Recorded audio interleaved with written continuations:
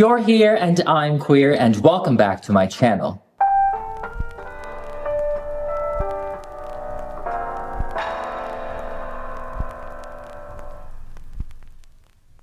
Since we made the evil queen previously, we have to make the star of the story, Snow White. I'm so excited for this project as Snow White is truly one of my favorites. I think it's her overall color palette and characteristics, and of course, she's the one who started it all. Again, like the Evil Queen doll, this is directly inspired from the original animation. Since I ended up returning the live-action dolls, we're trying to be frugal nowadays. Truthfully speaking, I would have designed them the same regardless. Since the live-action movie didn't really spark the magic for me, especially in the costumes. Snow White definitely deserves so much better than what she got. These live-action movies overall usually gets auto-critiqued from its announcement. I just wish that if the story and plot isn't going to be good, at least make it visually good, so it has a fighting chance. My Snow White doll will of course also draw inspiration from historical fashions and elements. Though again, it will not be completely historical and period accurate. I like to push the essence of the original animation first and try to stick to their silhouettes and color stories. Overall, my Snow White will be 16th century late Tudor inspired. I wanted her top to really have an exaggerated slash and paint sleeves. Her Medici collar is bigger and also has a lace texture. Her skirt is inspired by the farthingale, one of my favorites, and I think it complements the entire look super well, along with a girdle belt. As a princess, she will have lots of gold trims, ornate details, and pearls. Pearls often represented purity, royalty, and femininity, so I thought it was apropos for Snow White. She will also have a dramatic cape. I greatly oppose Edna Mode in this topic. Give me all the capes. I just love capes. Her overall color palette is going to be more muted, deeper, but also rich. So I hope you guys enjoy the process, so let's get into it. For her doll base, I'll be using this Marilyn Monroe Barbie that I found in my stash. Overall, I just thought her head mold looked really beautiful. I definitely love the smile and also her fuller cheeks. I'm super excited to be working on this face mold because I've never really worked on a Marilyn Monroe head before, and I feel like her features are super nice and delicate. Of course, she is in the classic like 90s body, so we will need to rebody her. I am a little bit intimidated because I feel like I'm really trying to break away from my usual dramatic eye makeup looks, like the very draggy look. So for Snow White, we're going to make things a little bit more softer, bigger eyes. I'm really hoping that this face mold will fit her really well. For her body, I'm actually going to use this modified Made to Move Barbie in the normal classic height. I thought it would have been cool because for the Evil Queen, I actually used a tall Made to Move Barbie. So for Snow White, maybe using the normal size, I just thought the height difference would have been really cool to see side by side. I actually really love the hair that this doll comes with. It's very nice. I love the hair length of it, and I do love the curl pattern. However, we do need to dye it black or dark brown. I've dyed rooted hair before, and it can kind of be very finicky. My very recent one was my Dorothy doll, and it does stain the vinyl head. So for this one, I was very cautious because I didn't want her vinyl head to turn black or brown or something. I saw a video of Danny Squishy on TikTok where they actually dyed their Labubus and they were able to protect the vinyl faces from also getting dye on them. And I thought I needed to try that for this custom specifically, and especially because we are taking a really blonde hair into dark black hair, and it will get onto the vinyl regardless of how careful you are. That happened with my Dorothy doll. So I thought, oh my god, I need to try this out, and if it works, it's going to be life-changing. They recommend that you just layer it and layer it and layer it. The darker the dye, the more layers you should put in there just to make sure that everything is covered. For me, I just did maybe 4 to 5 layers, and I left it overnight to dry. And you know it's dry, or, you know, somewhat dry, when the latex is cleared. And I'm kind of impatient, so I was like, you know what? I think this will work out. Let's just go for it. I did this method multiple times in terms of applying the latex, dyeing it, applying the latex again, re-dyeing it, just because I wasn't, like, super happy with the initial colors. But in the end, we got somewhere, and oh my gosh, you guys, it absolutely works. There is a spot behind her ear that I kind of missed, but overall, Look at how clean this is. Look at her hairline. It is super satisfying, and I will definitely be doing this method a lot more. Thank you so much, Danny Squishy, for sharing this tutorial. I'm obsessed. Now let's work on Snow White's face. And of course, we have to remove the factory paint first in order to have a clean canvas to work on. With acetone, you may also use nail polish remover if it has acetone in it. I was very surprised that this doll was not a Marilyn Monroe head. It's just like a regular Barbie mold from the 90s. I think it's like a superstar face. But I thought it was like the Audrey Hepburn doll because the Audrey Hepburn was like a unique face mold. I thought it was going to be the same for this doll, but it's not. Which is actually a compliment to the face-up department. But regardless, I'm really, really excited to be working on this head mold. I haven't really worked on this, I don't think, at least for YouTube. So this is going to be really, really exciting to customize. As usual, I sprayed her face with Mr. Super Clear so we can draw on it with our watercolor pencils, paint, and pastels. Overall, we are embracing the face mold as usual, so I am giving her bigger eyes. I really want her to have an opposite feeling from my evil queen, which is really, really high glam, very drag queen makeup, old vintage glamour. I want her to be more softer. I want her to have bigger, like Bambi eyes. I just want her to look really cheerful, elegant, gentle, and kind. I really wish they were able to give Rachel the more glam look of Snow White. Like, I didn't need her to be, like, dragged up or anything, but, like, a true red lip with, like, rosy cheeks, maybe a little bit of, like, eyeliner, just a little bit, or maybe lashes or something. I feel like that would have done it. That would have done it. I'm trying to keep the makeup for her to be more natural with more of a neutral eyeshadow palette. In the animation, she did have like a brown eyeshadow. I also kept her cheeks very, very rosy. Apparently they use real makeup in the original animation to use on her cheeks, which I thought that was really, really cool. And I decided to draw on her lashes instead of giving her 3D lashes. I feel like overall that would look softer for her, a lot lighter, and it won't cast a shadow down on her eyes. Of course, let's gloss up her lips. I feel like this needs to reflect like the red apple, so it needs to be really, really shiny and tempting for Snow White. And we are done with Snow White's face, and I am so in love with the blush, the lip shape, the eyes. I love how the eyes is a lot more droopier than my regular eyes that I do. And here is also a before and after of the Marilyn Barbie face and our Snow White, and I think we definitely embraced the face mold for her and really transformed her into Snow White.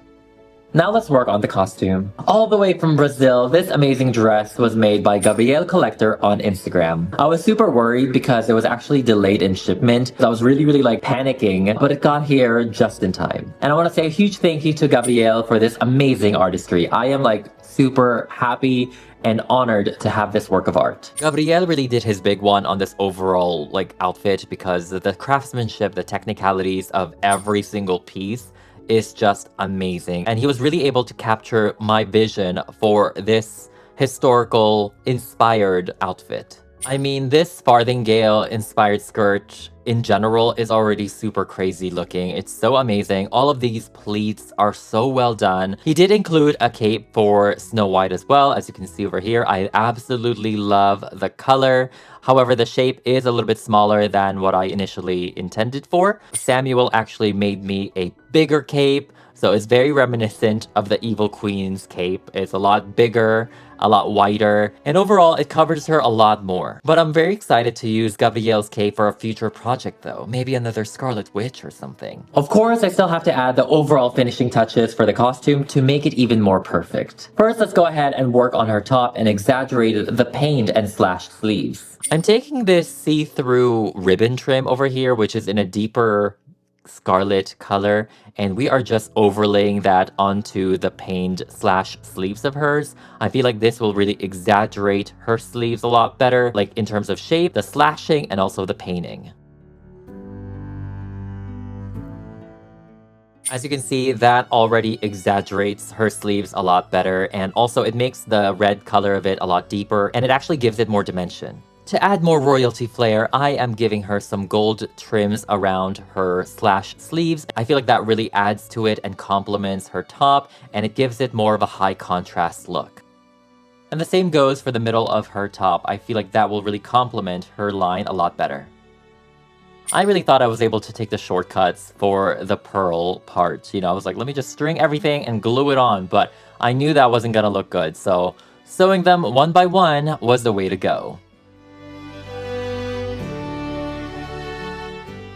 I'm giving her pearls around her neckline and also on her waistline. I feel like that really complements her and really elevates this top a lot further.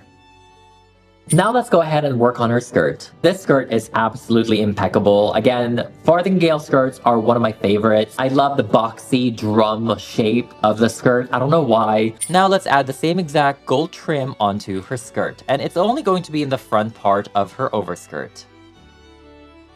I also want to add the belt girdle in front of her skirt. I feel like this is definitely super Tudor-esque. It's definitely very Anne Boleyn. It's giving Queen Elizabeth.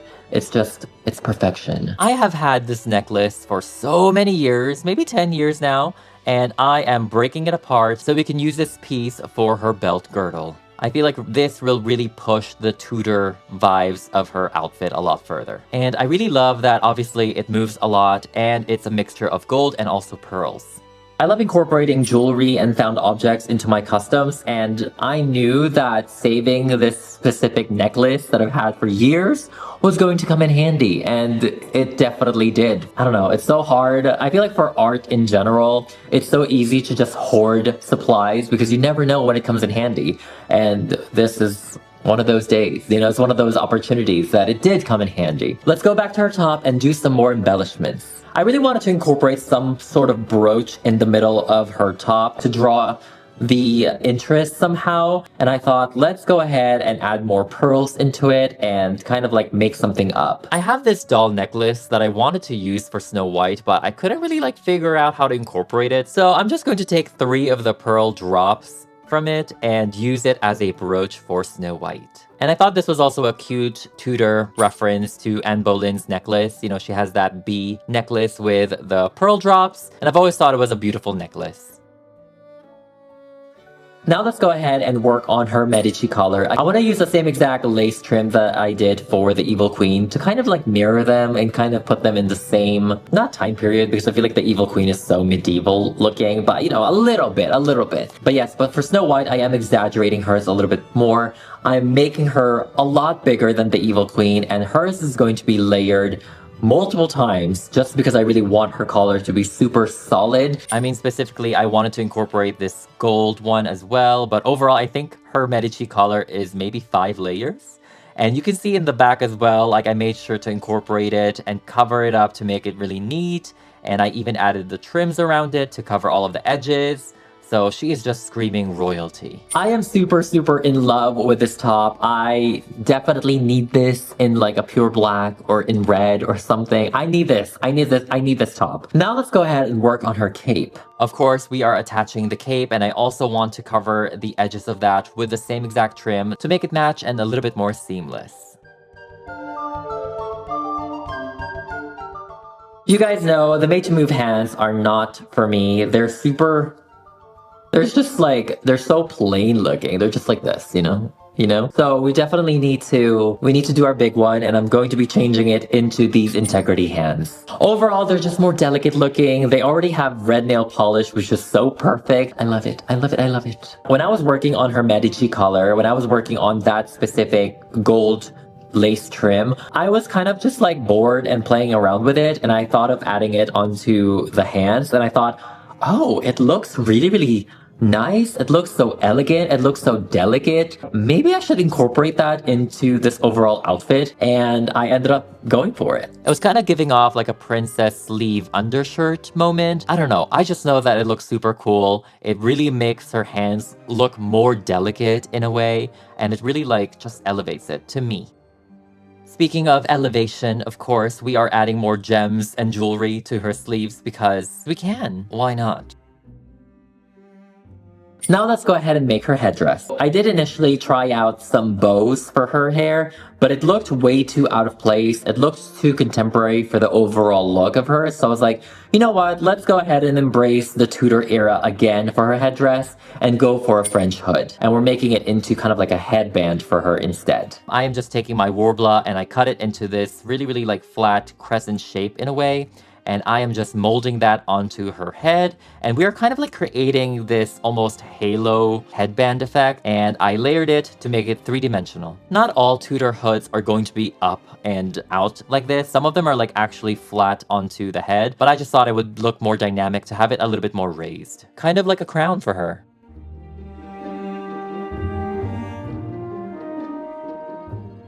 Usually the Tudor hoods actually have veils attached to them and you're supposed to cover your hair, but for Snow White, I didn't feel like it was going to match her overall and it may overwhelm the entire design if she also has a hood. I did consider a snood for her, like a pearl snood, but even that I thought was going to be too much. I know, I can't even believe it. Too much? Like, we're always team too much here, but I sometimes know when to pull back, you know?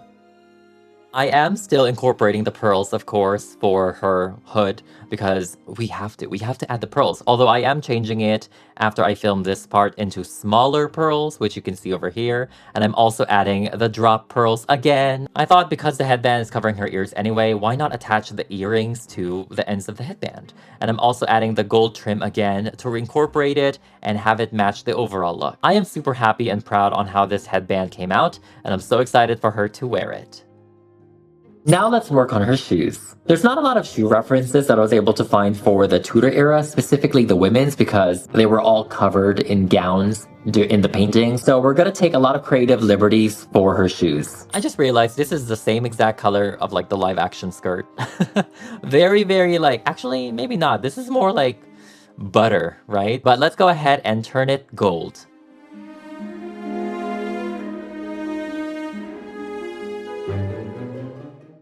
And of course, you guys know. I know. But I have to. I mean, it's Snow White. She has red in her outfit. She needs to have the red bottoms. Yes! For the most part, I'm just adding some trimmings here and there just to make it look more Tudory. I'm adding the same exact gems that I did for her headband and also the same exact pearls. So I'm just kind of matching the vibe of her overall outfit for her shoes. I'm honestly super in love with these shoes. It matches her overall look super well. It complements her look super well. I do think it's giving Rococo does Tudor period in a way, which I'm actually really obsessed with. Like, I love the idea. Of course, because it is Snow White, we have to make her some gooseberry pie. Of course, we are taking our warbler again to make her gooseberry pie. And we are just making the pan for the base of it. My main goal for this prop is to make it light just because it is going to be big. So I'm using foil for the most part to act as kind of like the main mass inside the pie. And then I'm covering that again with warbler. Usually I would have probably sculpted this fully in clay. But yeah, I'm trying to make this as lightweight as possible. And warbler is pretty lightweight. Of course, we have to add the bird feet indents that they did in the animation because, you know, I feel like that was a key part of the pie making process. And we also need to write Grumpy because this is for Grumpy. And yes, I did not have enough space. It is a little bit difficult to write with glue. But I think I'm able to get Grumpy in there. It may not look like Grumpy, but hey. Of course, we are just painting the tin silver, and I am going to add a little bit of gold in there as well, just to kind of make it look more aged. Like there's been a lot of butter, a lot of oil, a lot of like, I don't know, baking residue. And I am making the pie look a lot crispier. I've never really had pies before, so I'm not entirely sure. So I had to like really Google these references on like a realistic pie. But I was really drawn to the golden caramel, like crispy looking pies. So I was like, we're gonna make our pie that. But I don't know, it looks super good. It actually looks really tasty.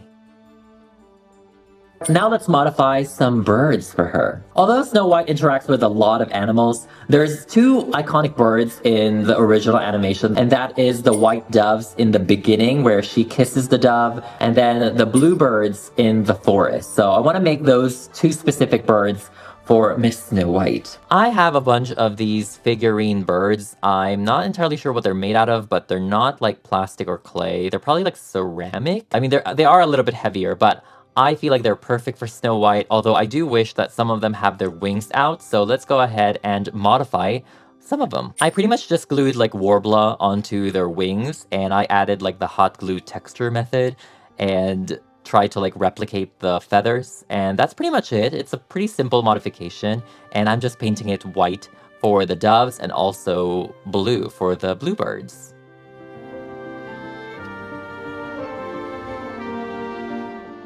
I kind of wish I made more, but these are the two that we have, and I feel like they're perfect for the photos and the videos in the end, so this will suffice for now. But they are super, super cute. I'm obsessed.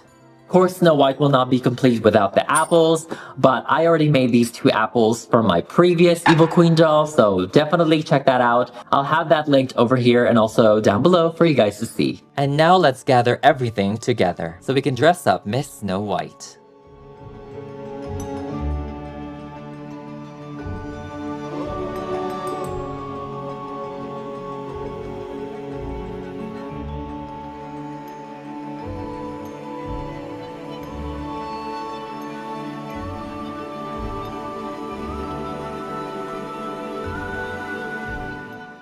And now we're done with Snow White.